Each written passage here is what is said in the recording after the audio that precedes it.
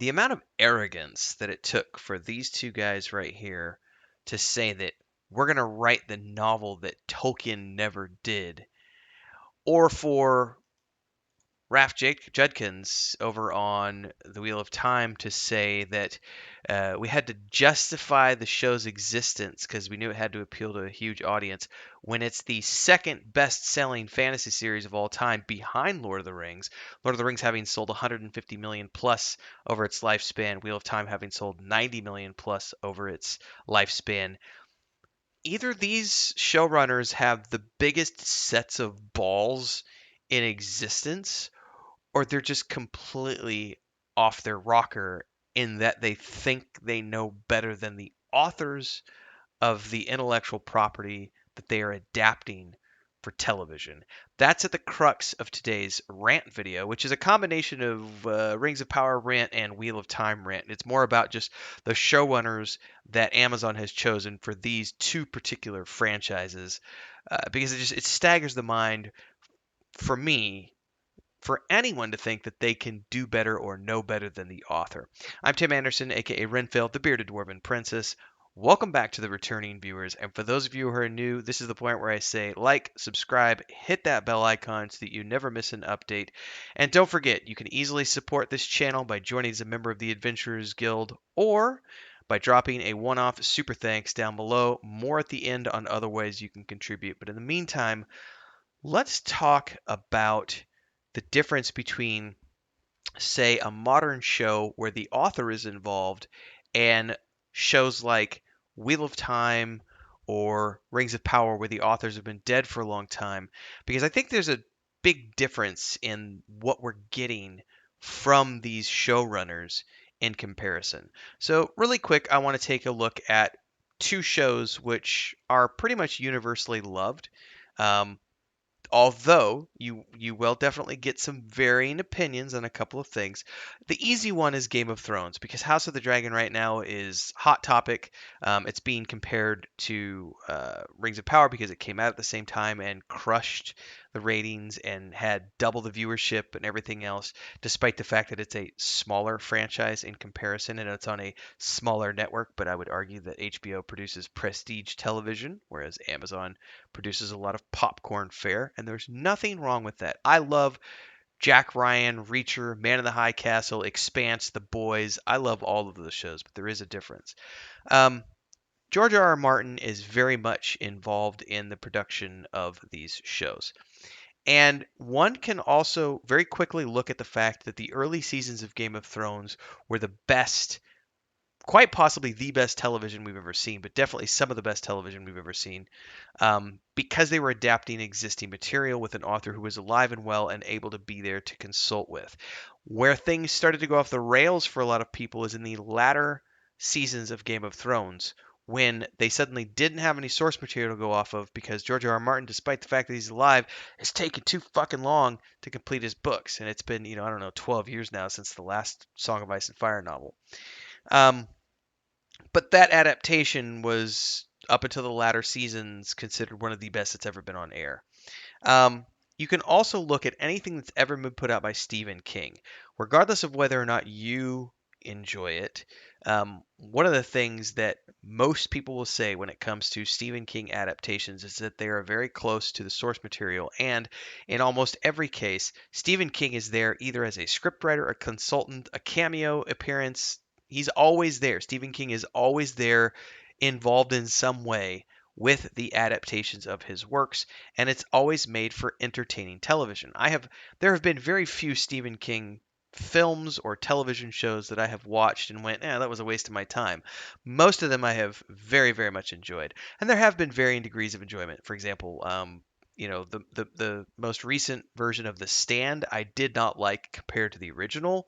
I love the 90s version with Gary Sinise and all those people. I thought it was much better, but they're both good adaptations. And Stephen King was involved in the um, updates to that.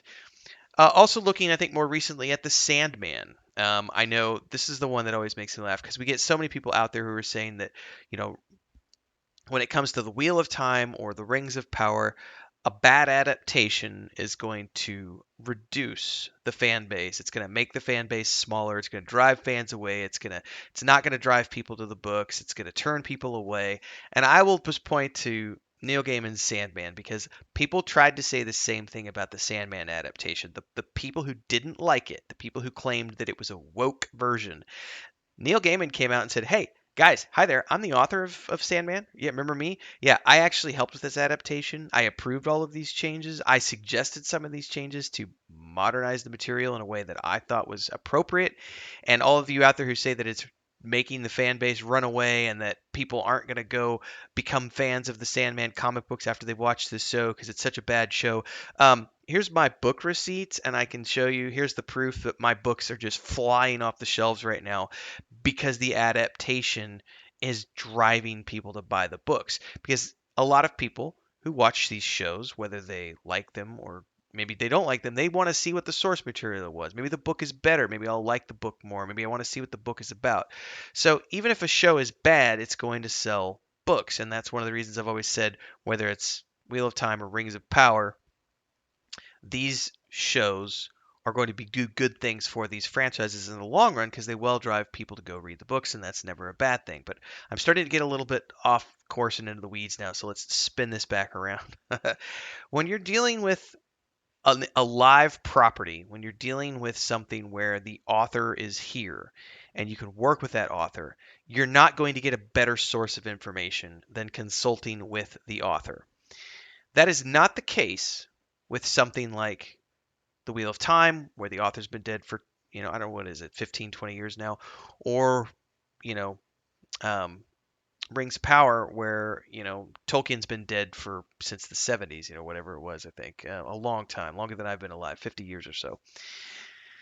Um, in these cases, I remember when the press first started doing their rounds around the Super Bowl commercials, right? For Rings of Power in particular, we had the showrunners coming out and making claims that we're going to write the novel that Tolkien never wrote. That was one of them. The other one was the executive producer talking about how, well, we're modernizing the text because, Middle Earth is a place for all people, and that triggered a lot of individuals who were like, "Oh, you're trying to make a woke version," and along with that came the casting announcements, and a lot of people were upset about seeing colored people in the roles of elves that had previously only been portrayed as white or described as white in the books. The hobbits, as another example, and black dwarves, and that upset a lot of people. And I think that if they hadn't said anything, if they hadn't gone out there and opened their mouths and made statements like, we're going to modernize Tolkien because it needs to be updated for the modern era, and if they hadn't have said things like, we're going to write the novel that Tolkien never wrote, I don't think anybody would have had an issue until the show aired. Then there would have been critiques, but those critiques might not have been as vocal as they have been. I have been here now since February. I'm closing in on 100 Rings of Power rant videos and discussion videos. I have literally been making a living off of not necessarily ridiculing, but discussing the ridiculousness of what they have done to Middle Earth around this show. And I guarantee you, from my personal perspective, I wouldn't have done that if the showrunners had known their place and stayed in their lane and just stuck to adapting existing material. But instead, they went off course and they said that we're going to write the novel that Tolkien never wrote, and we know how to do it better. We are going to modernize, we're going to update, we're going to make it a version that all these new generation of people are going to love. It doesn't need to be done. You don't know better than the author himself. And if the author isn't around, then chances are you shouldn't be trying to interpret your own version of things. You should be sticking to what's there and adapting the existing works as best you can to fit within the generally accepted versions of these books. Now, this is also true over here. This is something that's been bugging me since I first pulled this article last week to do this other article. I did another article about the showrunners, um, going over, talking about whether they're actually fans of the show or not. And this has stuck with me. This particular piece here where Raph Judkins, when he did this Q&A, it said, when we started out, we knew the show had to appeal to a huge audience in order for it to justify its existence.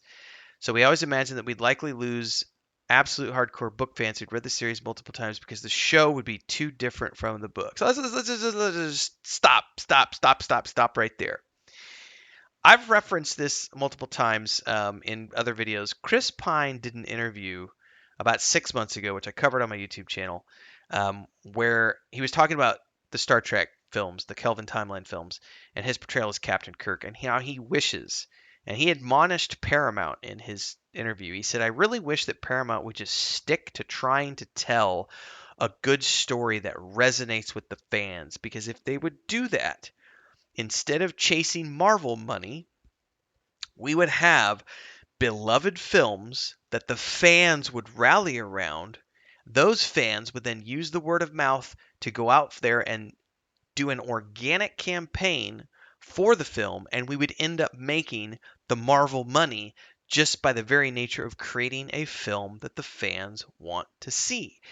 And nowhere is this better um, illustrated than for me when you look at Raph Judkins making this statement, because going back to what I talked about at the beginning of the video, Wheel of Time has sold 90 million copies, in excess of 90 million copies since it was published. It has not been out as long as The Lord of the Rings. The Lord of the Rings has been around for 50 years longer, more than that, and has sold, a lot more copies, 150 million plus. I believe, if I'm not mistaken, Lord of the Rings is the second best selling after the Bible, and then Wheel of Time is after Lord of the Rings.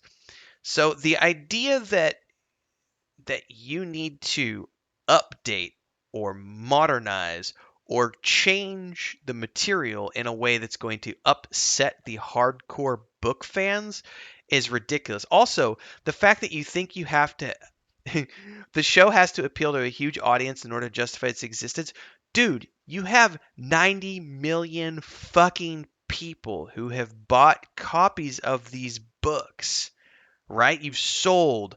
Granted, that's probably not a totality, because a lot of those, if it's 90 million total sales, that's across the 14 books or whatever. Still, you let's say there's 50 million people, um, give or take. A lot of people buy multiple copies, whatever.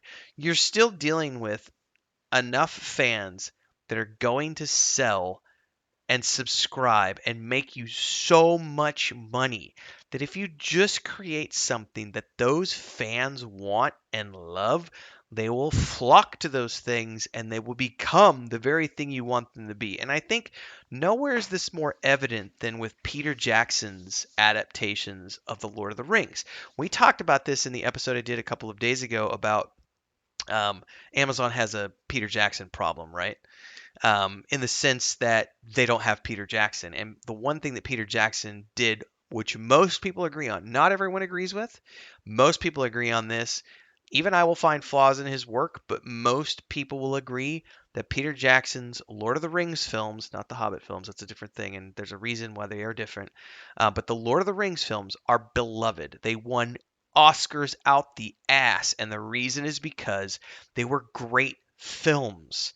And the reason they were great films is because Peter Jackson stuck to the script. He didn't try to go off book. He didn't try to modernize. He didn't try to write the novel that Tolkien never wrote. He didn't try to change things, as Raph Judkins talks about. We're going to lose hardcore book fans who've read the series multiple times because the show would be too different from the books. They just stuck to the material. They didn't think that they knew better than J.R.R. Tolkien. They said, this is what J.R.R. Tolkien wrote. We're going to try to get it as close to that as possible. We're going to try to stay in the spirit of that. And by doing so, they made an international hit and launched Weta Workshop and launched the careers of so many actors. And, the motion capture that came out of that with Andy Serkis going on and doing all the Planet of the Apes films and the CGI and amazing stuff that Weta Digital has gone on to work on over the years, like the, Avatar films and so on and so forth. All of that is because Peter Jackson didn't try to second guess J.R.R. Tolkien. He just stuck to the script. He did what he was supposed to do, and he adapted the films. I would also argue that with the case of, say, the Harry Potter films, one of the reasons the Harry Potter films are so beloved was because they worked with the author on creating an adaptation that was as close to the books as possible. And they didn't try to second guess. They didn't think that they knew better than the author. They did everything as close to the books as possible to create an adaptation that was universally loved. Now, not everyone is going to agree with my use of the word universally there. They go, that's not true. I didn't like Harry Potter. Well, you're one of the, 5 people on the planet that didn't like the Harry Potter movies. The point I'm getting at though is that if these showrunners, whether it's Raph Judkins on Wheel of Time or McKay and Payne and the only reason I'm remembering their names is because I'm reading it in front of me right now from Rings of Power, if they would stop worrying so much about changing things from the source material and thinking that they know better than the authors themselves, there wouldn't be the uproar that there is. We wouldn't have videos like this on the internet ranting about these horrific adaptations, and people like me would be happy. Just like we were happy with Peter Jackson and we were happy with the Harry Potter films and so many other things over the years. Food for thought. Love to hear your thoughts. Drop them down in the comments below. Before we go, don't forget, every Monday at 11 a.m. Central, I do the Mondays of Middle Earth show, reading through The Hobbit, Lord of the Rings, and the Silmarillion. I just finished the two Towers as of this recording. It just went out today. Actually, I'm recording this on Monday, the 24th. So we're about to get into the Return of the King, and then we're getting into the Silmarillion after that. So check out that. Don't forget to like, subscribe, hit the bell icon. Support with a membership down there. There's 3 different tiers. We do lots of cool stuff for our members.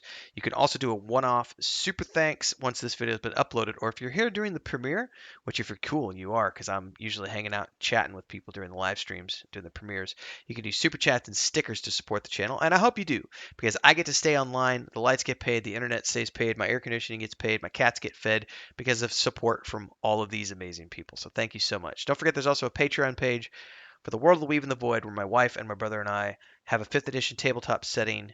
It's also a point and click adventure game and a book series. So check that out. I'll see everybody in the next episode. Happy reading and happy viewing, whichever you're choosing to do with your chosen franchise. And stick around because I got more House of the Dragon, Wheel of Time, Rings of Power, Star Wars Andor, the upcoming Willow show, and beyond coming to you on the airwaves of YouTube. Thanks, everybody. Peace.